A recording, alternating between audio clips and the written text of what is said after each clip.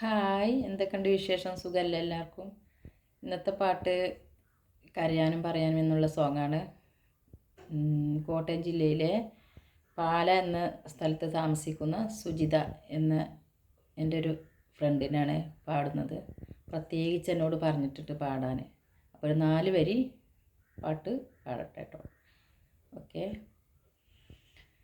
കരയാനും പറയാനും മാനം തുറന്നിരക്കാനും നീയല്ലാതാരുമില്ല കോനേ.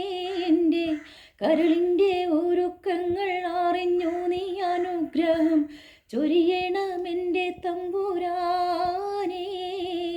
കരയാനും പറയാനും മാനം തുറന്നിരക്കാനും നീയല്ലാതാരുമില്ല കോനേ.